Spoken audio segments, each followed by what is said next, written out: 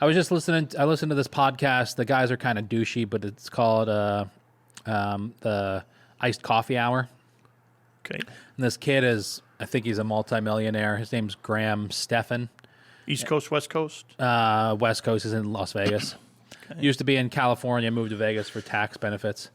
And so he's got a big YouTube channel, and I think he does a lot of real estate investing. But anyways, their iced coffee hours, they'll just interview people that are popular in all different sectors.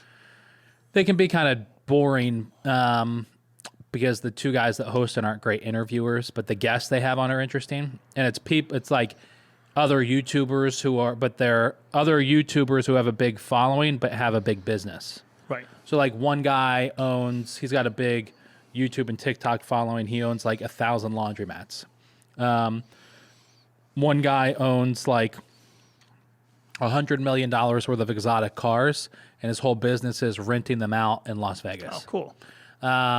See, I like if I'm reading a book like that, business oriented or anything, entertainment wise or whatever. I like the story. Yeah. Well, Brian Grazer, who's Ron Howard's partner, has a great book. I can't remember the name of it now, but he talks about how he got there, why he has his hair, and and what the hair does for him, and how he got to where he was, and it's just cool stories that are real life that you say, oh my God, how did this guy's super famous? What happened to him? And he tells good stories about himself and bad stories about himself, and same with Gladwell and those guys. They tell stories about a business. Yeah. So that's I can't just listen to some guy drone on about why you should get up at 7 o'clock and why you should brush your teeth before you shower and why you should put your left foot in your pants before your right foot. And that's the whole genius of everything. I can't listen to that stuff. So that kind of those things, I don't know. I'm not as rigid and organized as I used to be. I used to wake up every day and first thing in the morning, it'd be before anything else, kind of like meditate, read, that kind of stuff. And I can't do that really anymore. And yeah, I was listening to this podcast. He was talking to a real estate developer, or a real estate investor, all about buying this property, buying that property, then buy a fourplex and the all this different stuff. And it's interesting. I don't know. I think a lot of this business is really just ideas that pop. I haven't taken anybody's. Can't point to a book that I've read where I've thought, oh, that's how I'm going to model Eat Local New York. I don't know if you find this. I find, and the way I look at it, there's great business books out there, phenomenal business books out there, leadership, entrepreneur books, all that kind of stuff. None of them focus on the restaurant industry. And it's very different in the restaurant. For sure. I mean, like the marketing book we were talking about, his whole thing is marketing, build a story. His analogy he gives is, in the first Star Wars, in every movie you have your antagonist, you have your protagonist, your antagonist, and then you have the guide of the story. The first Star Wars movie. The entire movie is about Luke Skywalker. And his path, right. Right, yeah. And so Luke Skywalker is the protagonist in the movie, and he's wanting to get to become a Jedi and eventually avenge his his aunt and uncle were murdered, all that kind of stuff, right? So, but his path is to become a Jedi. Well, his antagonist is Darth Vader. Yeah. But his guide, because every hero, Luke Skywalker, has to have a guide to get them to where they want to go. Someone who's been there, done that. And for him, that's Obi-Wan Kenobi and Yoda. So Donald Miller's whole marketing strategy is based on your customer is Luke Skywalker. You, the business, need to position yourself as Obi-Wan Kenobi or Yoda to get the customer to where they want to go. Sounds great. Yeah. Well, if I'm going to pitch a restaurant to join the card, hey, I'm here to guide you into how to get a shit ton of more customers into your door. Right. How in the hell does a restaurant position themselves as the guide every single day over a customer? Yeah. Right.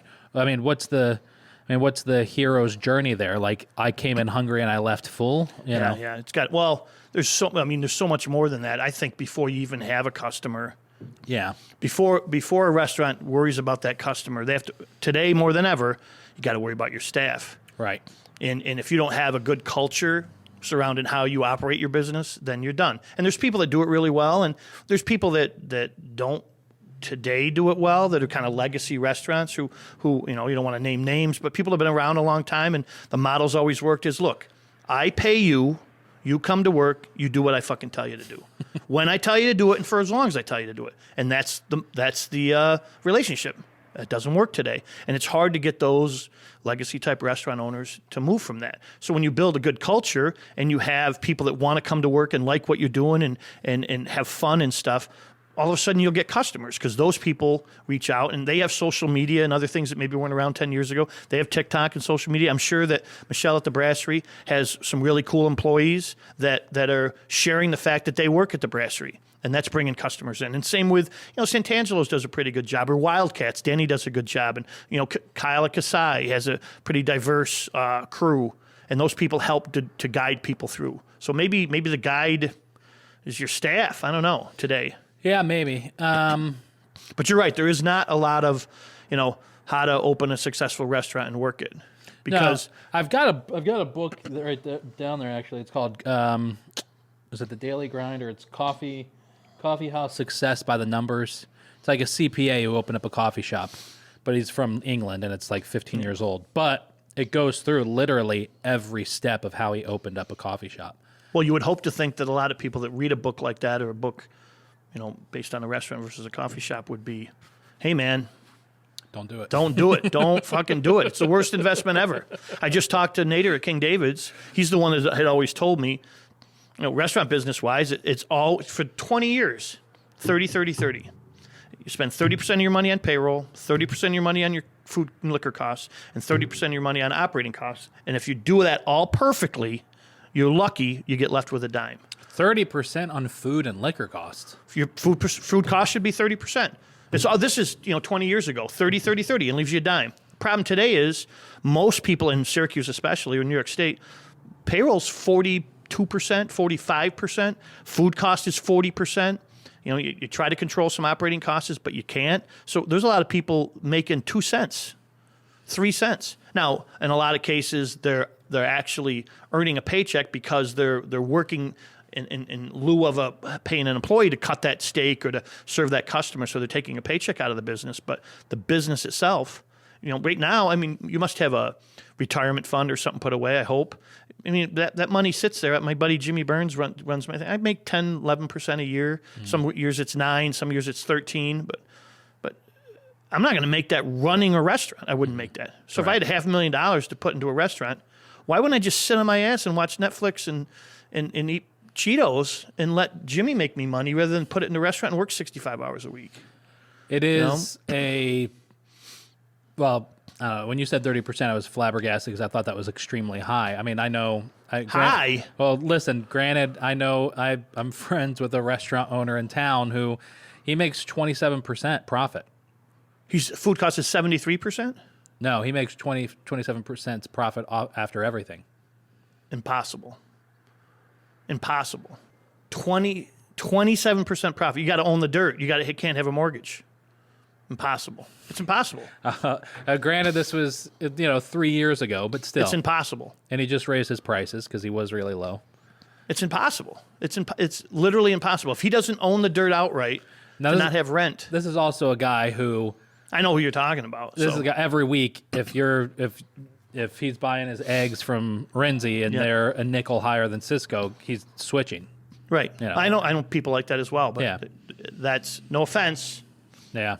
And unless you don't have you look at a guy like maybe Lenny who owns the dirt already and it's paid for, or Fran at the Euclid who owns the dirt and there's no mortgage, then that's different because your operating cost is down. But payroll alone is 40%, 35%. How many owners do you know that sit down and take a really detailed look at, okay, here's what I brought in, here's what my expenses were, here is what my food cost was, or have any of the systems in place before they open?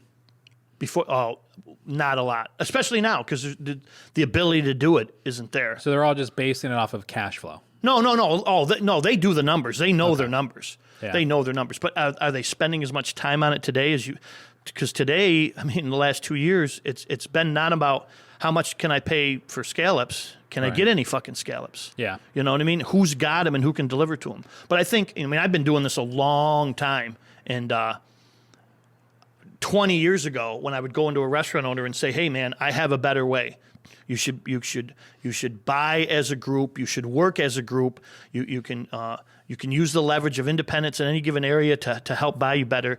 And you're not getting the best price from Cisco or U.S. Foods or Renzi because you've been buying from them for a while. And their answer 15, 20 years ago was, look, man, I'm making money, and Anthony's my boy.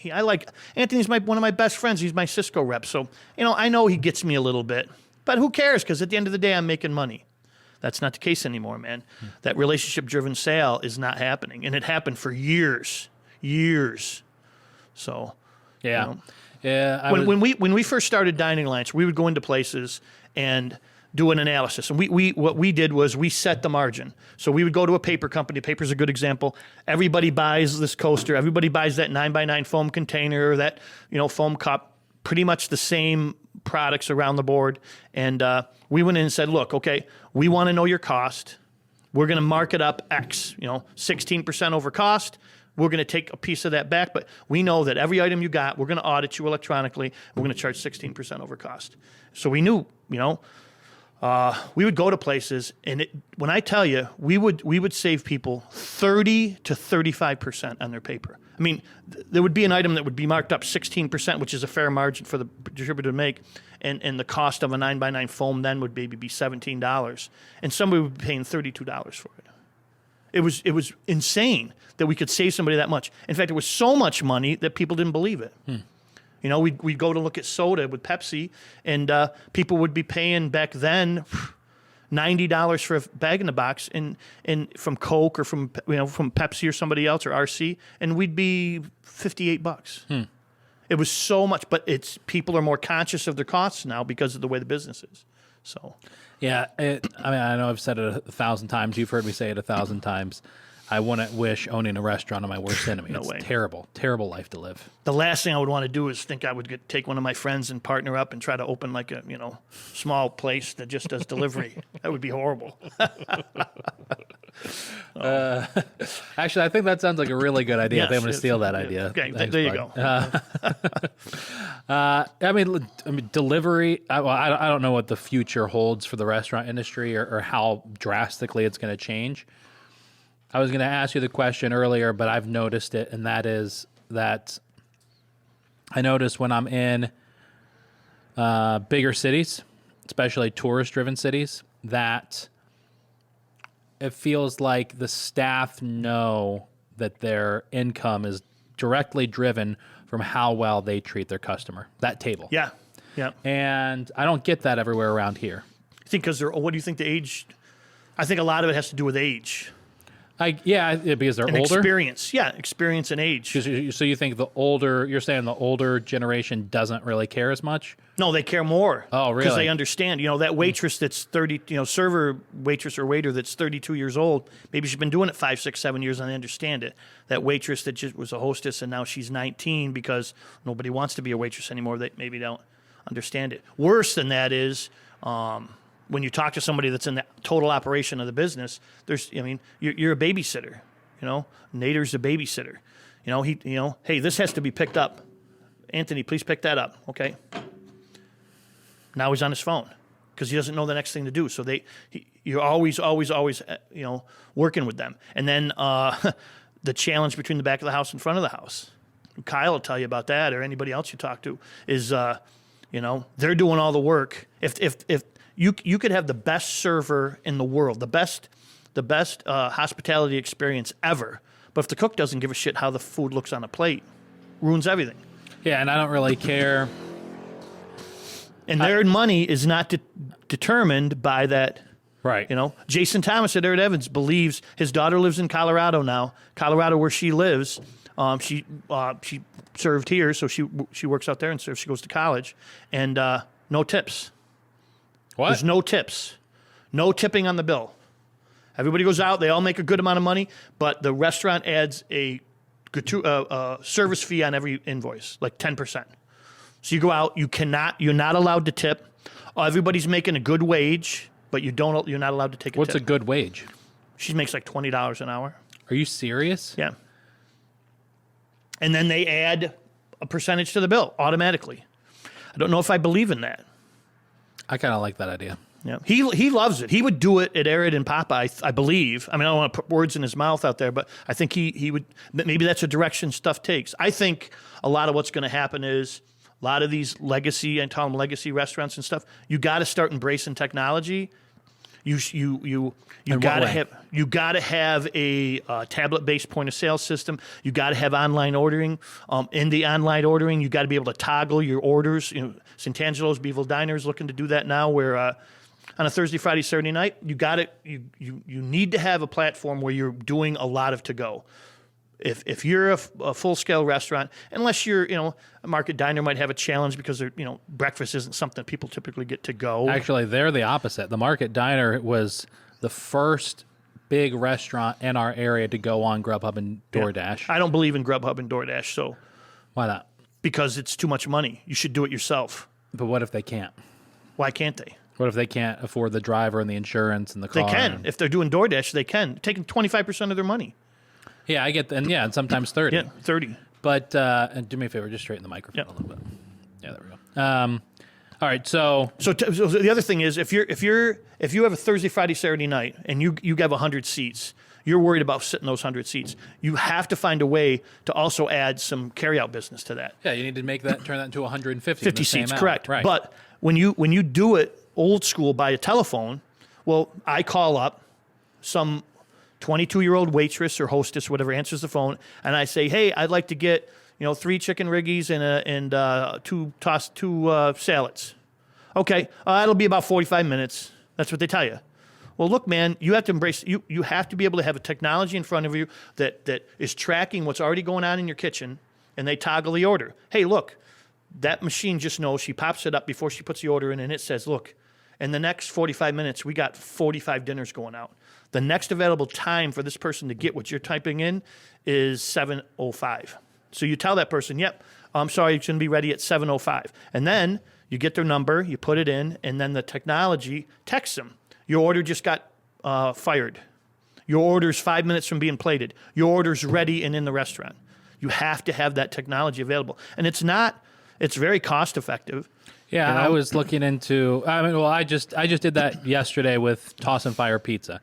I woke up. It was kind of a weird weekend, and because we were out of town and yada yada yada. So at like 11, I was hungry. I wanted lunch. I had a gift card at Toss and Fire. They deliver. So I go on their website. I order. It's delivered via DoorDash. I got their buffalo chicken Detroit style. It's amazing. It's awesome. Yeah, it was good.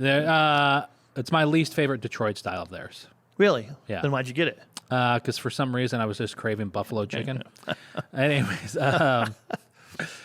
but yeah, I was getting those updates, and now my wife is I've said she's the demographic for pretty much everybody. She's early 30s white lady. So she's everybody's customer, and she is a Grubhub DoorDash person through and through, because even though, like, for dinner on a pizza on a Friday night, we'll order from Pies Guys in Eastwood sometimes. Through DoorDash? The Pies Guys deliver. They got delivery guys. So one of my buddies is the delivery guy there. He's going to be pissed. He finds, Kaposi, I'm sorry, man. So usually Rebecca does, because she doesn't have to talk to somebody. She doesn't have to call a phone number. She just open the app. She doesn't have to give them her credit card information. It's already stored. She just clicks a couple buttons and it's on its way. But a few weeks ago when we did it, DoorDash or Grubhub, whichever one it was going to be like $60 almost for our pizza and wings, and calling them directly, it was going to be $43. So she decided that was enough money for her to call. So she did. So that's starting to change, because a lot of restaurants are now, a lot of them have caught on to raising their prices on the apps, but raising their prices exponentially. Right. Most places were just doing like $1 or $2. No, you got to raise. Now they're raising it like 30%. 40%. Did I tell you Zach Manchi's from Beaver Diner story about? So this is a challenge too. So you and your partner open your restaurant, and you're going to use Grubhub and DoorDash. You're trying to build a brand, right? XYZ kitchen.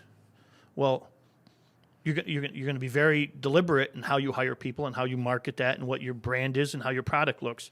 And then you're going to hire somebody to deliver that product that you don't even fucking know, right?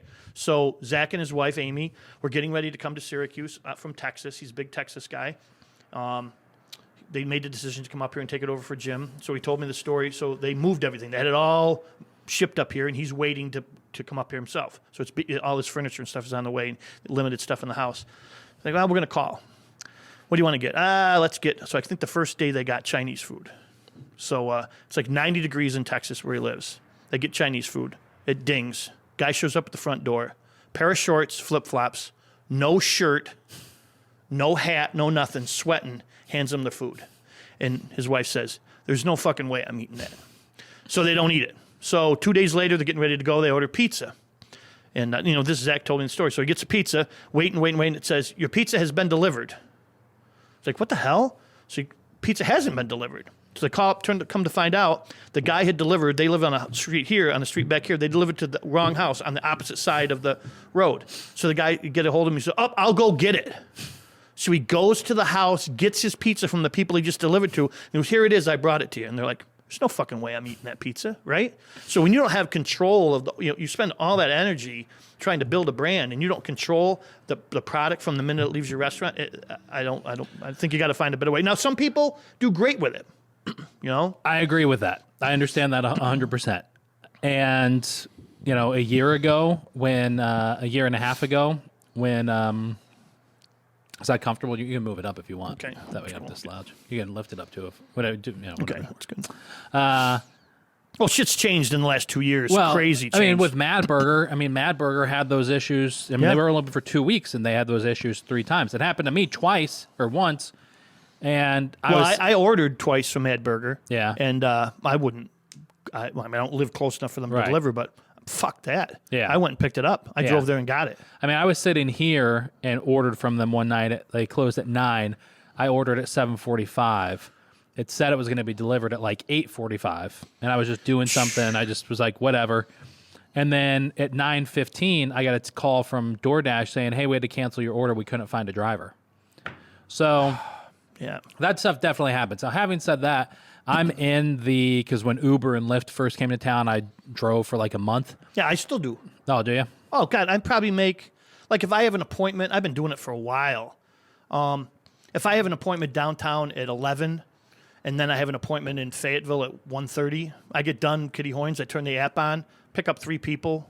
Usually I have great conversations, but I pay my car payment a month. I make, $600, $700. What did I make last year? $7,000-8,000. Wow. But just farting around during the week. Yeah. I've had a couple bad drives, but I only do it during the week, during the day. But if I got an hour and a half to kill, what do you do? Right. So turn the app on, pick up 3-4 people. People are pretty good. I keep my car clean. Yeah. Did you have a good experience with it, or? I did, and then I really enjoyed it. And I worked at Metro Mattress at the time, so I would usually do it between, let's say, 7 and 9 a.m. And I would get 2 or 3 rides, 4 rides maybe. And I would do the immediate deposit. So I would go into work having made $60, Gotcha. whatever. Yeah, I wait till the end of the week, and But I would do it that way, and they'd be like, "Oh, sweet, I'm going to order lunch today." I stopped packing lunch, stuff like that. But it pays for my gas, at least my gas. Yeah. Or more. But I've met some cool people. I met a woman. I picked her up at the Harley. This is a couple of years ago. I picked her up at the Harley Davidson distributor. So I pick her up. She gets in. Most people, they get in the back seat. Very large African-American woman gets right in the front seat, puts the seat back. Big lady. And I said, hey, how you doing? She, yep. Okay, so I hit the thing. I go to Liverpool. I go, hey, how's it going? Yeah, not bad. This is great. And I go, what, you looking to buy a Harley? And she's like, I got a Harley. I'm like, okay. She's probably in her 40s, close to 50. I said, oh, okay. She goes, you want to hear my story? I said, sure. So we start driving. I ended up sitting with her in the parking lot of her apartment complex for probably 20 minutes.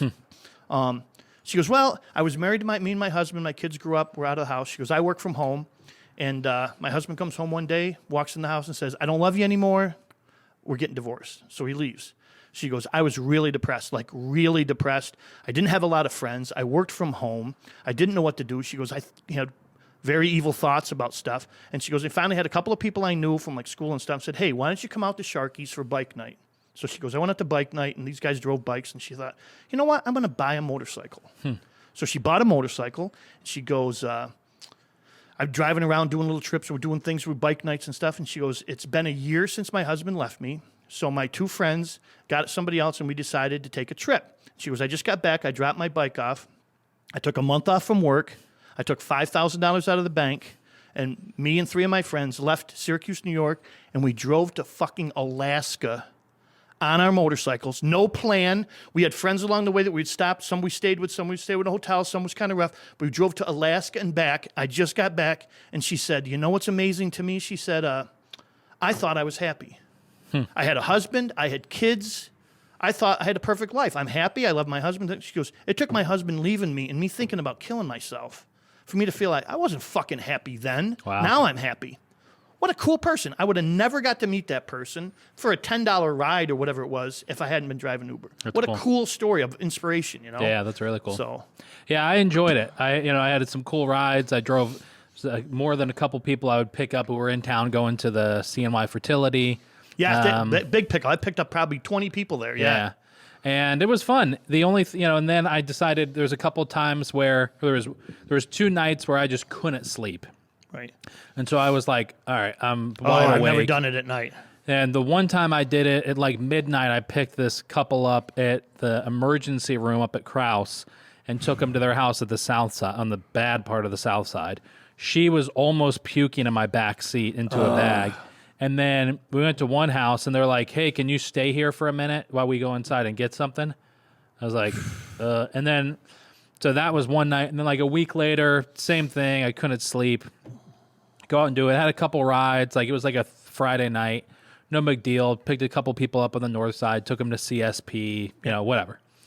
And then this one, I get called to a commercial construction zone at like 1 a.m. to pick somebody up. I don't know I'm going there. I just go to the address. Right. Go there. Nobody is anywhere around to be seen. It's 1 a.m. All of a sudden, I just hear like the rap music blaring, like somebody's got a boombox and nobody is anywhere to be seen to pick him up. I was like, I'm getting the hell out. I'm not doing this again. So, no shit. Yeah. And then. Well, that's just the timing. Right. Yeah. So. But, so whatever. Anyways, having said that. Got off track a little. Sorry, man. Yeah, thanks, bud. I'm still in the UberLyft Facebook group for drivers in Syracuse. Oh, I'm not part of that. David Ross is. You should check it out. He's posted some David cool Ross. stuff. The marketing guy from Oh, Dolphins. my God. Does he do their marketing or something? Oh, my God. Your No, boy. but it's a Facebook group, so it's just drivers that post shit. I have to go by Goffman's every time I go to physical therapy for my knee. Yeah. I've never seen a car there. David, and they're nice enough people, but yeah. So anyways, somebody just posted the other day in there something about like, hey, does anybody in this group really pick up those $2.99 Uber Eats orders? Like, people order $2.99 for no, but it's like if you're like that's their fee that the driver gets. So if you order a certain little amount of food, you're only getting $2-3. I've never done the Uber Eats or any of that either. Those drivers aren't. And Uber is different because with Uber, you can just get an Uber. Like if you could just get an Uber Eats order and you don't know anything about it. Right. So, so those drivers, like some of them, they know those Grubhub DoorDash drivers. They know how what restaurant it is, how they treat them. They know if it's typically a big order or not. Yeah. They can see how much of their money they're going to make. Right. Does it? He makes good money at it. Yeah. So. I don't know. One of my thoughts for this, and I know somebody who's listening to this is going to take this idea if they're smart. Well, one of my thoughts was, like have you ever seen the Candyman Uber driver in Syracuse? He's got like a disc. He's got like this crazy light show on the inside of his car, but he's literally got these like shower curtain or like shoe caddy things that he puts on the back of his seat. There's like 50 different types of candy in there for the passengers. My thought is the restaurants need to treat the drivers like the customer. Like, okay, you're doing a lot of DoorDash, Uber, Grubhub orders. Have a section set up for the drivers. Have little bags of chips, waters, cans of soda. What you're saying. Cater to them. Hand sanitizer. Like, come in. Hey, how's your night going? Most of them they come in. They treat the drivers like criminals. It's like, don't come in here until your food's ready. I'll call. They don't treat That's them not well a bad at all. idea. That's not a bad idea. And imagine how many you're a restaurant listening. You're having a hard time with your Grubhub, DoorDash drivers picking your food up, making the delivery, and What's it whatever take the to put a case couple is. bottles of water Right. out? Yeah, Exactly. You know, like treat them well, and I'm sure that it'll be reciprocated. I guess because they are kind of a customer. Yeah. You know, I mean, listen, that person, the complaint is this driver is not a member of the restaurant, and they don't care enough about the customer. So if they're going to fuck your order up, they're going to fuck your order up, right? Imagine if you treated them very well, like they were a customer. How much more your deliveries would be on time, unfucked with, all that kind of stuff. I like that idea. I still think that when given the opportunity, you need to control it yourself. And I know sure. that there's people out there that do really well with it, and maybe their menu is like a Postabilities, their menu or a Sant'Angelo's or some of those. Their menu. I don't think Sant'Angelo's does it though, but Joey's. Their menu travels well. Right. Shame a Mad Burger that doesn't travel well. A hamburger. Yeah. The way it wrapped, they probably should have wrapped it in aluminum foil maybe to keep the there's some differences. But I mean, breakfast. Right. It doesn't travel well, man. Yeah, for sure. I mean, there's places that I've do never, a better job than others. I've never thought, hey man, I want Mimi's breakfast, but I don't want to drive there and get it. I just want them to deliver it to my house. I make my own fucking eggs and home fries. I don't need Mimi's to make it. So kind of a weird. I think that moving forward, I mean, I know Syracuse is behind the times and everything, but it's harder and harder to find. I mean, I worked for a pizzeria during the pandemic. They could not find a delivery driver to save their life. Tough.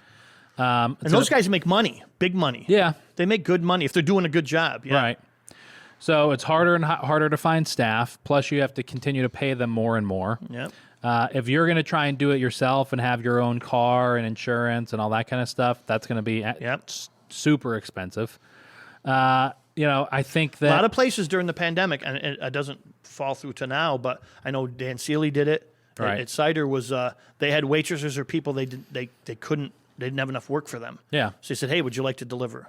And the waitresses and the servers and maybe some of the back of the house people said, yeah. And they became drivers and delivered, So. And that was, they worked. It worked. And they were making a lot of money, right? Yeah, they made money. Right. They weren't, they didn't go on unemployment. Yeah.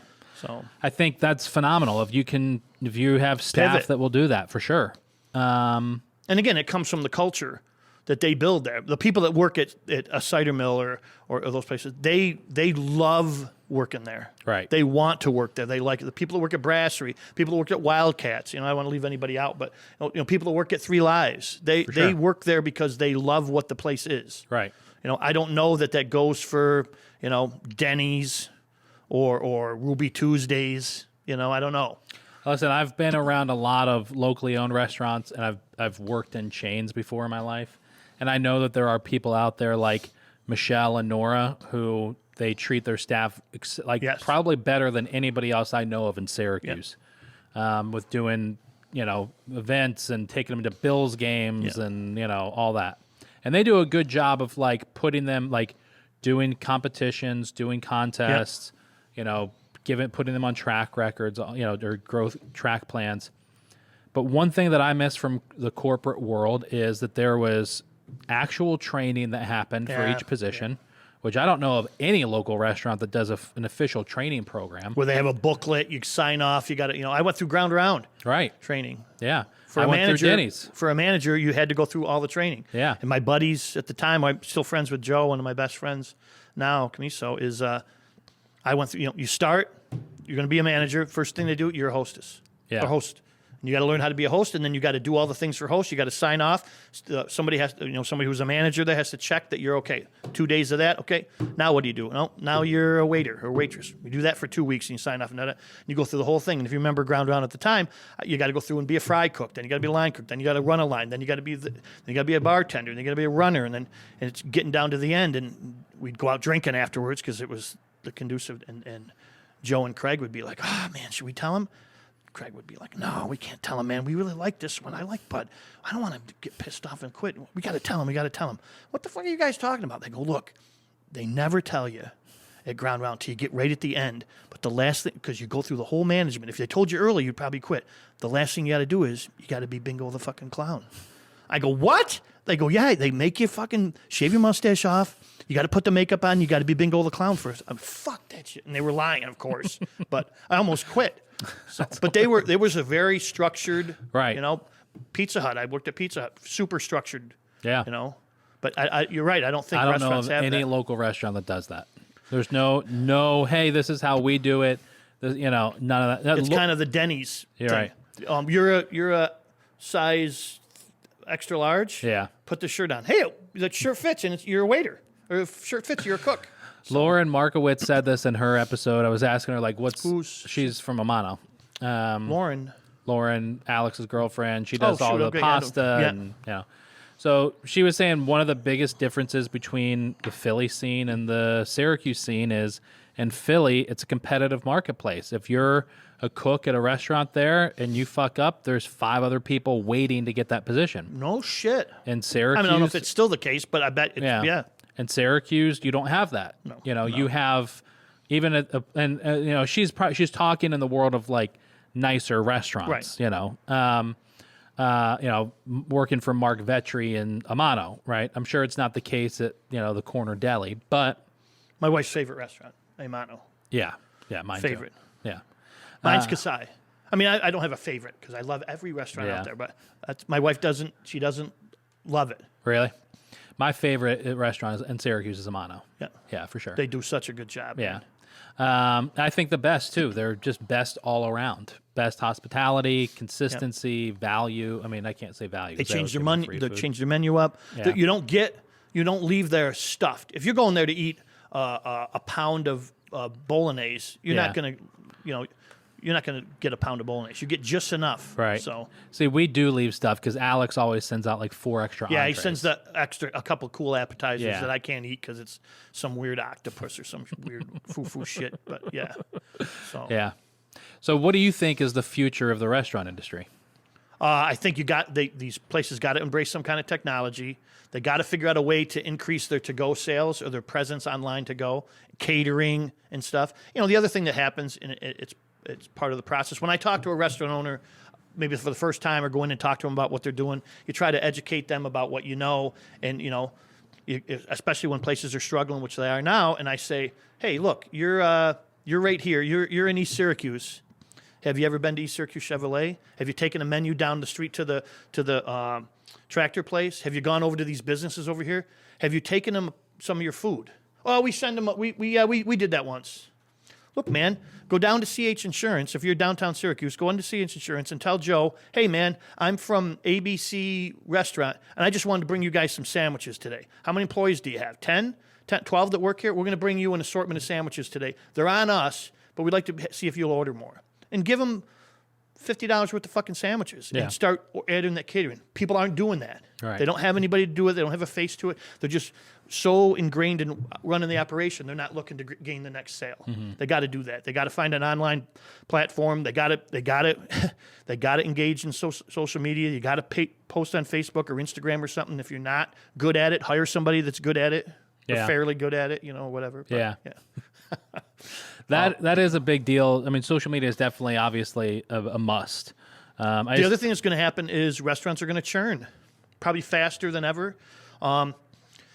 There's not a lot of second-generation owners of some of these legacy places, the Joeys and Santangelos and Mimi's of the world and the Kitty Hoynes of the world. And, I talked to David the other day. How long is David going to be there? 10 years? 12 years? He'll be, he's a couple years younger than me, but 10, 12 years from now, he's 70 years old. Does he still want to do that? There's no next generation to take that over. So something else goes in. Does it become another bigger, better, up-to-date restaurant, or does it become a liquor store? Yeah. I don't know. I think a lot of these, some of these, it's part of what happens, but you're not going to see those places anymore. It's going to be new places. The Taproom on Waltons and the Angry Barbecues of the world, and Eagle Taverns gets changed and somebody new buys it. You're going to see some turnover. Yeah, and hopefully the new people coming in change. Right, and I think that's fine. I mean, listen, we've talked about. I mean, the stories with Tusk. Yeah. I mean, getting, being in there and me being able to see it. Yeah, I don't know if I would have believed Kyle if he had just told me, but I saw the pictures, and I've eaten 100 sandwiches from there. Yeah. I'm surprised I didn't get sick. Yeah. And I'm more surprised at how they passed the health inspection. Yeah. So, well, I mean, health inspect. First of all, Onondaga County health inspectors. I mean, during the pandemic, I learned how many of them were friends with the restaurant owners were friends with health inspectors. So there's that. Second of all, they're not pulling out a fridge. No, no. I liken it to like my home inspection. Yeah. My home inspection. Turn the light on. Right. Flush the toilet. Yeah. Check the water heater. If an outlet is behind a couch, the home inspector isn't pulling it out. The health inspector isn't pulling out the fridge. I know where you're headed. You want to put fucking labels on the front. You want A, B, C, Ds and greens and reds and purples and yellows. 1,000%. Yeah. Why? Man, I don't know. Why I just not? think I think there's corruption to be had. I think there's less corruption to be had with that than there is now. I don't know. I don't know. The only downside to it is I just see so much when you look at where Syracuse eats and you look at this stuff. There's so many Karens out there that just are going to blast a place. I would rather have a Karen blasting a place over the health and cleanliness of it than blasting a place over I didn't like the food. But again, so I'm for what you're saying if there's a fair system in place. The idea that you can come into a restaurant one time, so you're the health inspector, you go into Amano or you go into Joe's Diner one time for an hour. Maybe they've had a bad day, maybe something happened, maybe somebody called in sick, maybe somebody just puked in the bathroom but they didn't know it. And you rate that person, and now for the next 30, 60, 90 days, they're rated on that 1 hour visit. Well, you could very easily, if you're gonna do a sign system, which I think would be great, you could very easily say, look, all right, if you get a D or an F, we're gonna come back in a week and give you a second opportunity to make it right. Okay. Right. Okay. I like that. But what do you think is one of the most important things when it comes to a restaurant in terms of serving the public food? Oh, it's got to be clean. It's got to be right. Yeah. I Temperature and cleanliness, and I could name. I've been in kitchens I wouldn't eat in. Listen, I could name about 4 restaurants I've been in where I'm like, wow, this actually looks clean. Yeah. And Only 4? 4. There's some really good back of the houses in Syracuse. The majority are not. Right. But there's some really good ones. There's ones that. Yeah. I mean, one just had a really bad thing happen to them, and they're rebuilding, and that's probably one of the dirtiest kitchens I've ever seen in Syracuse. Oh, really? Yeah. Over in Salve. Which one? Bianchi's. Oh. That's the dirtiest place. Kitchen. One of the top 5 dirtiest kitchens I've ever been in. Yeah. Well, that's like people were talking about, Buddha's when that was closing at the regional market. I mean, that place had more cockroach infestations. I've never been in there. I've never been in it. I mean, listen, I've got a client who failed a health inspection so badly that they were ordered to shut down, and then they opened up the next day. I know of a place in Watertown back when I worked a million years ago at a different job. My buddy Haas was their food salesman, Chinese restaurant in Watertown, right when you get off the exit in the plaza there. Oh, yeah. And ton of business. Haas is in there taking the order. Health inspector comes in. He says, hey, I got to get back to you. So Haas goes and he sits and waits and he watches him. They goes to the kitchen. They find all this bad chicken, like cases of chicken that was just bad. You got to throw it away. So Haas goes out, sitting in his car. He's waiting. They come out, health inspector. They show him throwing like 3 cases of chicken in the dumpster.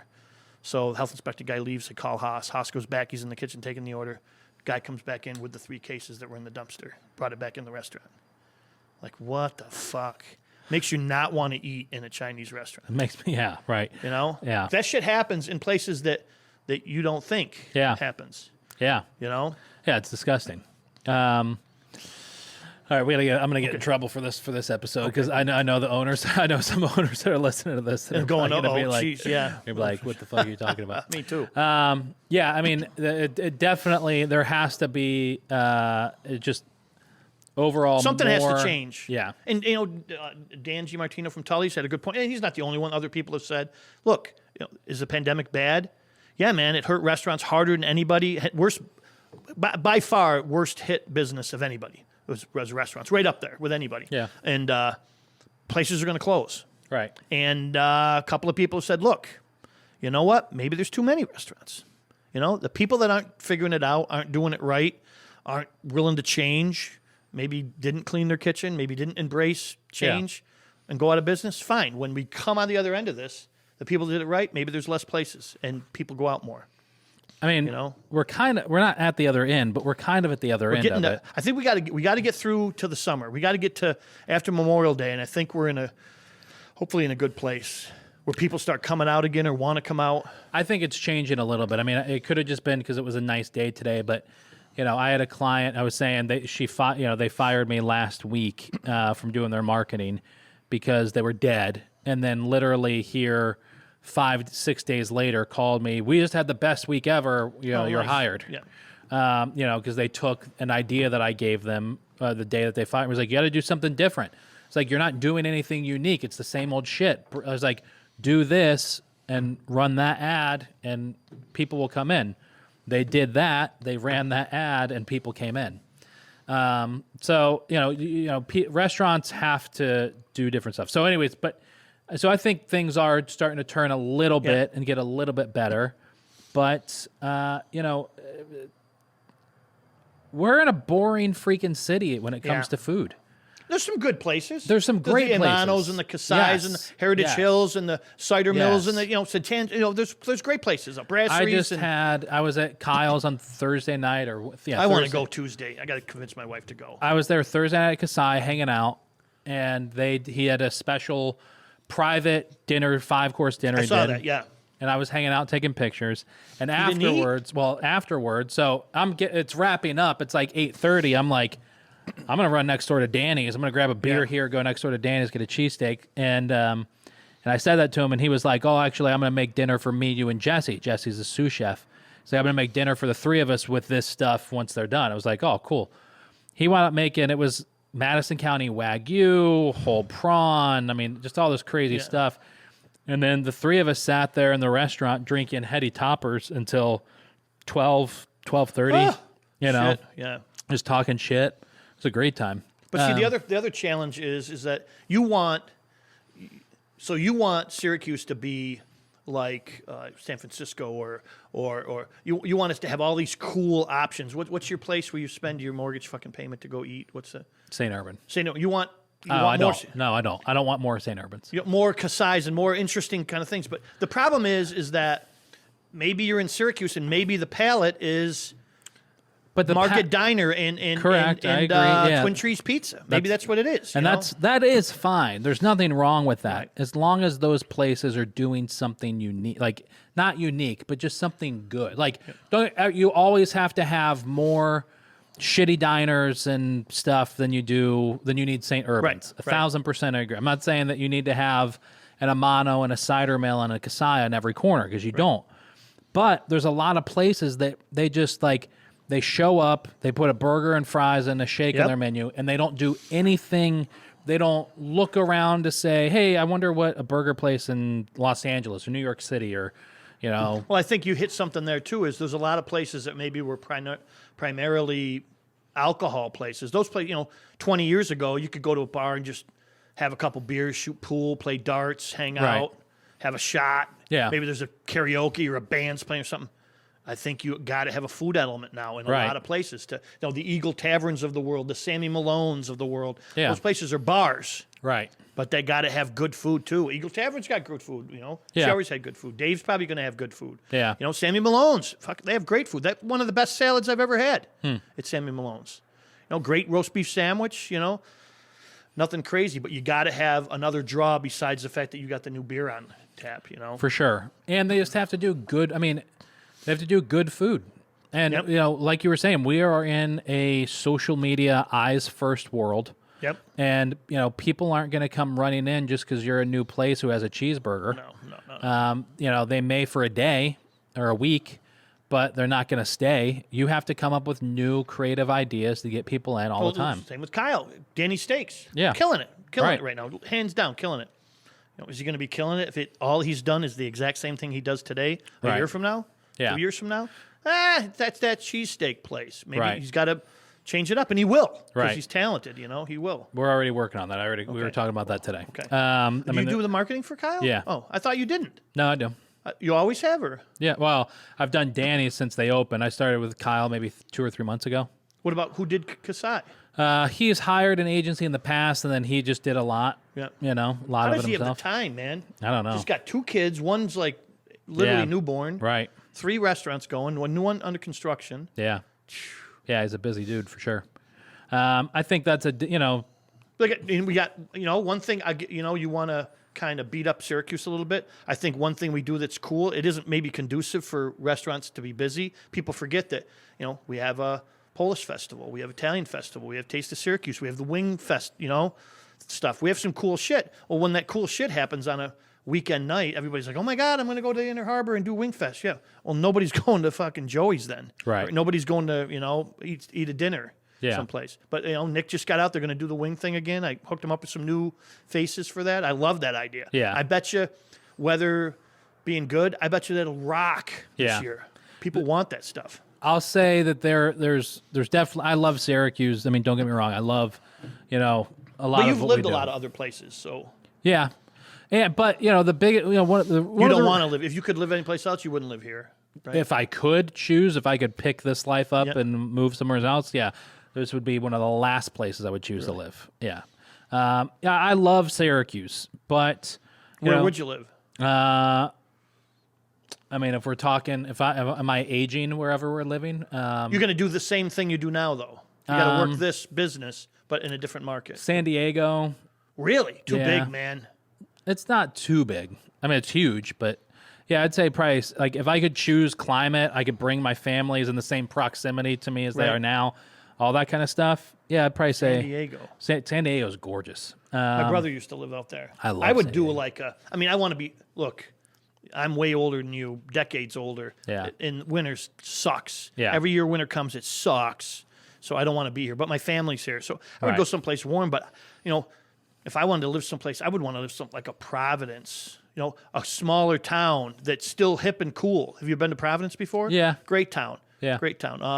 What's the other place, like Savannah, Georgia is Yeah, nice. I think it'd be cool. I'm gonna go down to Myrtle Beach here in a couple weeks and visit friends. That's too touristy for me. I've been there a bunch of times. Yeah. But I want to find a cool, like a Savannah type place. Yeah. What's the place in South Carolina everybody goes? Charleston. Charleston, kind Yeah. of cool, hip. Weather's good. Yeah, I'd like to. I wouldn't mind. We've been to what's the Horn there in Massachusetts. Cape Cod. Yeah, we've been to Cape Cod. I like Cape Cod. Yeah, I don't know. I would, but I like warm weather. I like sunshine. here, same I just here. don't like 110 degrees like I had in Texas. My brother lives in Arizona, and it's Yeah, I don't like rattlesnakes in my backyard and scorpions in my bedroom. Those that's are things. one place that's on my son and I's list is to hit Austin, Texas. That's one of our places Yeah. to go. My brother was just there for a day. He went to Terry Black's, which is like one of the best barbecue places out there. Sent me this picture. I think I'm going to post it from. That's Austin's my on my bucket list, and so is to see a concert in what's the place in Arizona way that's in the River Red Rocks? Red Rocks. Yeah. My brother's been a couple of times. I would love to see a good concert there. I mean, just going to Vegas was great. I mean, What's that? That's Terry Black's barbecue Nice. in Austin. That's a lot of food, That's man. Joe Rogan's favorite barbecue place. You Yeah, mean Mr. Spotify? yeah. My brother's a big Joe Rogan fan, so good. am I. Same here, yeah. Yeah. No, I don't know. I just People give him shit because they think he's like he brings people on that he doesn't know. Like he brings a doctor on, he's not a doctor. He might bring a marketing guy on, he doesn't market. He might bring a restaurant owner on or an entertainment guy. He brings people on that are interesting and he talks to them and listens to them. Just because he brings them on and this guy says something doesn't necessarily mean that Joe Rogan is pushing that narrative. He sure. just wants to hear, he just wants conversation. yeah. Interesting. And I think he has brought in the past. He's brought on a lot more liberal, left-leaning Yeah, people than yeah. he has over the past year. I mean, I listen to Rogan every single day, and So is my son, yeah. and I love his podcast. I mean, I think he's got 40, 50 million people listening every single week is just absolutely insane. You And got 4 or 5. people. Yeah. We rock out at about like 100 to 120. Yeah. It depends on how much the people, the other, like the guest shares the post. I've watched yours. Yeah. Listen to them. Yeah. I enjoy doing them. Yeah, they're cool. You've done when you did one with David Hoyne was interesting. Yeah. I've when I was nursing my knee and I couldn't sleep at night, I'd put it on and just lay in, try to be comfortable and listen to it. But a couple hours. Some Listen of to them are me? good. Yeah. You Well, listen to and me as you went to bed? Yeah, yeah. And the guest. Some of the people I didn't know, so I didn't Yeah. listen. But I think they're fun. I do want to start. we need to get that one for your big five at the theater. They're coming out. Yeah, cool. The website, I think, is going like beta launching this week. Okay. And that was just the plan. Once they're out, once that's live, I'm going to put those episodes out. Cool. Because I want to drive traffic there. But yeah, I think I'm going to start trying to travel more to get restaurant owners on the podcast that are out of New York State. Cool. Yeah. Because like I just released the one today with the guy from Las Vegas. That was a blast. I haven't seen that one yet. Oh, geez, I'll check it out. Yeah, that was fun. He owns a taco truck out there. He was telling me when he first went out to Vegas, he got a job at one of the casinos out there as like working at like the outdoor bar, like the day club. And his first thing is he had this private cabana, and the guests spend like $30,000, $40,000, $50,000 there in an afternoon. Ooh. And so he had like delivered this big tray of fruit to this cabana, and like the guy that had like rented the thing, he was like, "Hey, come here for a minute." And the guy's wife was over there in a bikini, and the kid Diego, he was like, "Yeah, what?" He's like, "Come here, we got a tip for you." And the woman grabbed Diego's head and shoved it into her breast to do a motorboat. And he was like, and that was my first afternoon experience working out there. Oh my God. Well, there's a piece you haven't even hit on, or you don't talk a lot about, is I think Syracuse has got a great food truck scene. You don't think so? Not even close. Not close to what maybe somebody else has, but I think there's a good group. There's a lot of good ones. They're kind of organized to each other. I know a lot of them that are, Nick and Mike and Jim Bell and Bree, and a lot of them get together and try to do stuff. They pivoted better than any industry last year and did the neighborhood stuff. They do food truck wars. I love that shit. With that, over the last 2 years, the food truck scene has definitely exploded, but we have a lot of shitty food trucks out there. Yeah, for sure. We have a strong majority that suck. We have got a few that are great. We've got a strong majority that suck, and it's not like a regular city where you don't get 24/7, 365. And they're not like packing up and moving. They're doing events at like the mall, which is awesome. They were all making thousands of dollars a day out. That's great. Do that. Make money. But it's not like we have this, and it's not so much their fault. It's the local downtown community who, especially the restaurant owners who couldn't handle competition, who were saying, we don't want food trucks in downtown Syracuse. No, well, it's a challenge. I mean, look, I live in Fulton, and the chick that owns the hot dog stand, can't remember her name now, or in Pulaski. Pulaski was worse probably 10 years ago. Yeah. There's people that live in Pulaski on Jefferson Street that own brick and mortars that pay property taxes, electricity and stuff. They let out Shannon's coffee hot dog cart or whatever open. She pays $100 a year for a permit and plugs into the power that the city has. How's that fair? And she gets to go in and sell hot dogs? How's that fair? Who cares how fair it is? But it's not fair. I mean, for these people to paying brick and mortars that are paying the councilmen's and the property then they taxes? should open up a food cart. Then they should open up a hot dog cart if they really want to compete that bad. I think it's free market. Compete how you're going to compete, but don't snuff out somebody else's business because either A, they didn't have enough money to get started like you do and they have an advantage, or B, they were smarter than you and decided to do it that way. You think food trucks would be downtown? I think it would be really cool. I think it could have been 2 years ago when people worked downtown. Yeah. But I think it's challenging now because not as many people are working down there. You're not going to get that. Yeah, for sure. But imagine if there was like one or two, not like five, and not parked in Clinton Square every single day. Right. But imagine if there's food trucks down there. There are hot dog carts and stuff still off Jefferson Street. Yeah, there's a couple, and that's cool. But I'm just saying, imagine if Toss and Fire could show, and it's no fault of the food truck owner. It's the fault of when they did it the first year, a bunch of the restaurant owners started bitching and moaning about it, and then, I don't know.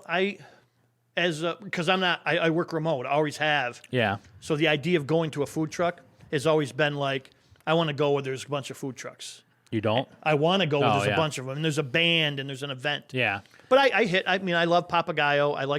I dig on the tacos there. So I would follow them. Yeah. I got on the app and they would text me where they were going to be, what neighborhood. My son and I would go out and hang out and I would follow their truck. Yeah. She does a good job. I'd also love to see something like in Cincinnati, they had this, and it's, what time was your meeting? 7. 7, okay. In Cincinnati, they had this, or in Kentucky, really. It's they took a block, or maybe half a block, not even a whole block, and they put these, containers, shipping containers up. So they're like 2 tall, and for like a wall around it. It's open air. They've got the fake turf, as the grass. Inside, there's a big LCD screen, outdoor Jumbotron screen.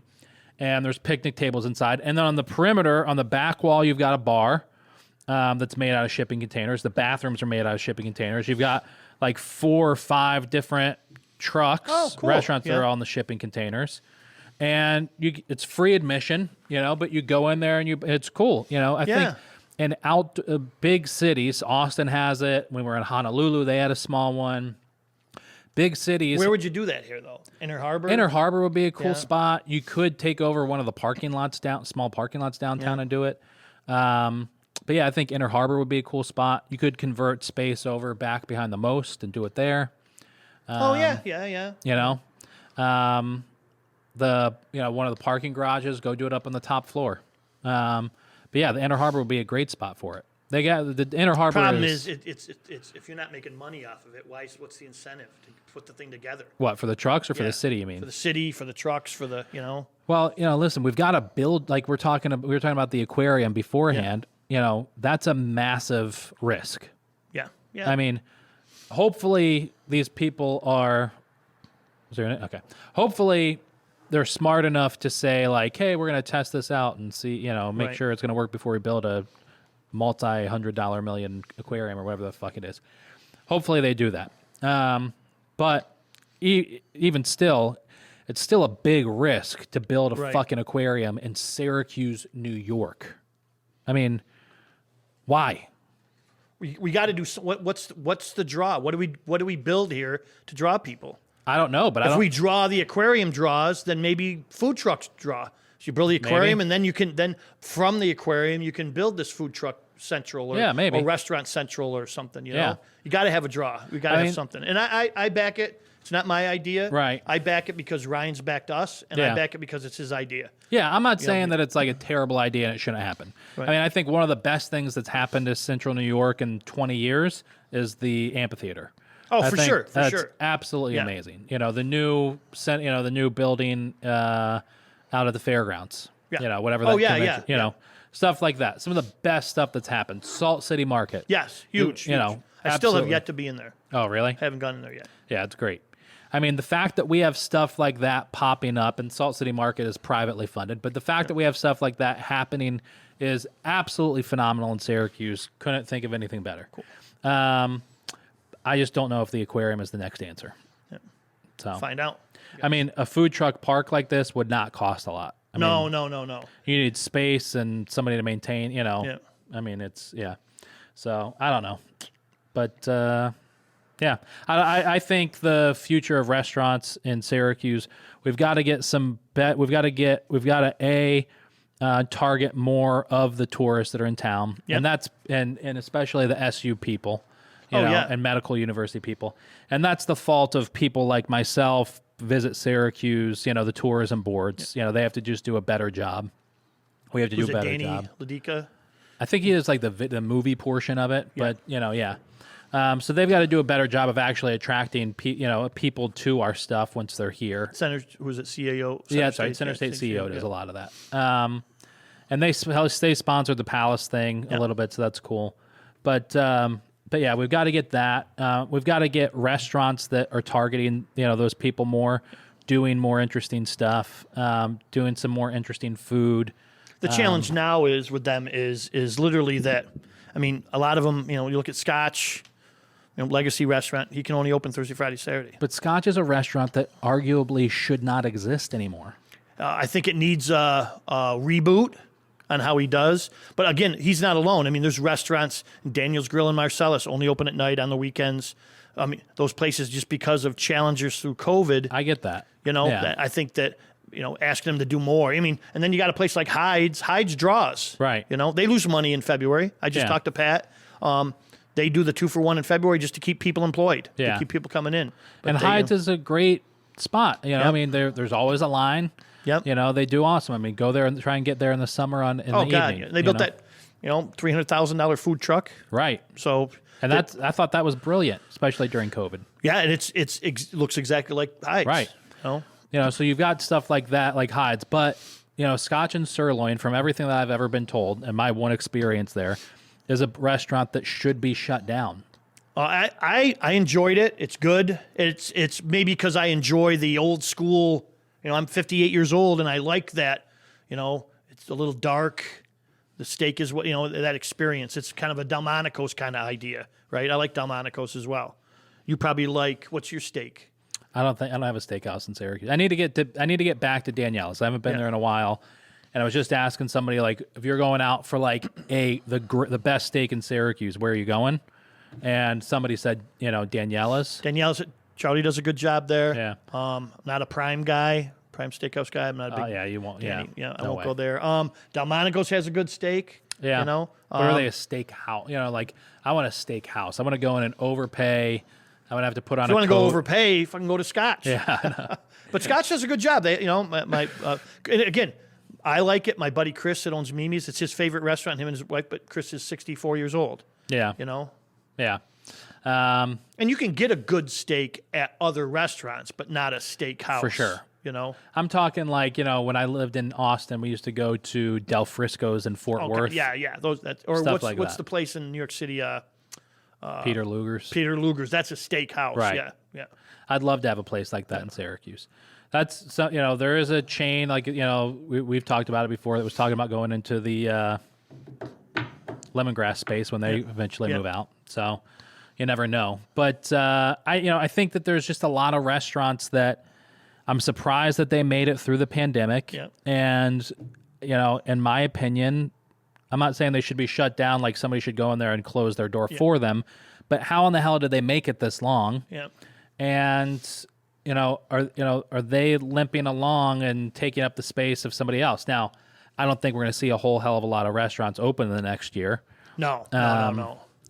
But I think we'll probably see another pop in like the spring and summertime. But you got cool places open. I'm excited for Angry Barbecue. He's got some cool shit he's doing. I'm excited for Kyle at Taproom on Walton. That's cool. Let's just talk about Angry Barbecue for a second, because this guy is from what I've heard through the grapevine, he's traveling to different parts of the country. He's got 3 of them lined up with internships at Pitmasters to learn the craft. It's amazing. That's thinking out of the box, doing shit right. Yeah. Yeah. I mean, I can't imagine if there. And the other thing Jeff's doing, which I dig on, is he is not. There's a lot of me first. We talked about a couple of them earlier before the cameras were rolling. There's a lot of me first restaurant owners out here. David Hoyne, clearly not that guy. Right. He's about making sure people come downtown, and if they stop in to have a beer with him and can go to Pasta Billy's or go to Kasai or he's happy because he wants people downtown, and he's not a me first guy. Jeff, totally not a me first guy. He's all about Beeville. He told me he doesn't want to have. He's not going to do reservations. Yeah. Because he wants people to come, wait in line, maybe have a beer at the bar. But if the line's too long, they're in Beeville. Hey, go grab a beer at Sammy Malones while I'm waiting to come in. Or go down and grab. I'm going to come back on a different day, but I'm going to grab tacos at San Miguel or an ice cream shake at Beeville Diner, or maybe go over to Pizza Man and grab a pizza or Angry Garlic. He wants people to come to Baldwinsville and experience Baldwinsville. Who else is doing that? Right. I was thinking that. No, people are competitive, man. Yeah. So. Yeah, Baldwinsville's always had that, inclusive amongst them, and they have a great community. And he's out there. new to the market. Yeah. Although I did just hear that Bill Vinci to do a video. So that's when you're desperate. Yeah. Anyways, yeah. I mean, I imagine if the restaurant owners in Syracuse did 20% of the effort that Jeff's doing into this place. Yeah. I mean, I think some of them are beat up. I do like, I'll tout myself is that, previous to the pandemic, my goal was to find ways to restaurants to save money and maybe bring them together, whatever. But this whole past 2 years has been more about, Dan Seeley at Cider Mill didn't know Michelle at the Brasserie. right. Michelle at the Brasserie didn't know David Hoyne at Kitty Hoyne's. David Hoyne at Kitty Hoyne's didn't know Dan at Palladino's. Dan at at Heritage Hill didn't know Chris at In Between. And now they're working together and doing stuff together. Maria had a challenge with her point of sale 2 weekends ago on a Friday. Her printer went down on her micros. Micros isn't working and managing that system anymore for him. So she texts the group, hey, my printer's out. Does anybody know I'm coming into business? It's during the day. She's got to open on Friday. I'm coming into my business. I don't know how I'm going to open because I don't have a printer. Yeah. Does anybody know anybody that can fix a printer? So She put that out. I put it to the text string she's on. I put it to the 2 other text strings that I have in Syracuse. Scott Massey, who's the manager at Spinning Wheel, types back, "Hey, I have a printer. I don't have micros anymore because I threw them out, but I have an old printer. Tell her to come." So I introduced Maria to Scott. Maria says, "Oh my God, this is amazing. I'll be right over and buy it." He gives it to her for free. That's awesome. So she went out and got him a $50 gift card and gave it to him for him and his great. wife to come. That's how shit should work, man. Yeah. Nope. All these guys working together, but from this text string and group that they're managing the challenge together. That's cool. And look, I'm not making money off that. Right. But I feel good about that. If you know. And I you don't make enough money at the stuff you do and the ideas you have and the things, But I'm paying myself. I'm getting paid less than half of what I was making working at Gerhar's, and I'm working more. 10 times more. And it's I can't tell you how many times over the past couple months I've thought to myself, why in the hell did I do this? Yeah. There was just a job position, the one at Dinosaur Barbecue. I was seriously thinking about applying for that job. No shit. And just saying to all my marketing customers, I'm done. No shit. Because why wouldn't I? I mean, it's less work and I'd be getting paid 3 times more. But, you're like me. You have the entrepreneurial thing. Yeah, but you're a millionaire. You're making a shit ton of money from all this. Yeah, no, not at all. No, it's what it is I'm the same dumb idiot that all these restaurant owners are. You're opening up a stupid business thinking that, maybe not today, but tomorrow you're going to make it big. 58. How old are you? I'm 35. So 35, you have a different path. For sure. I'm 58. Look, my wife would love me to make 5 times as much money. Right. But we're not eating dog food or anything, right? Yeah. So my life today, and that isn't what drives me anyway, the money. I've always been able to make money, whatever job I did. I got paid pretty good.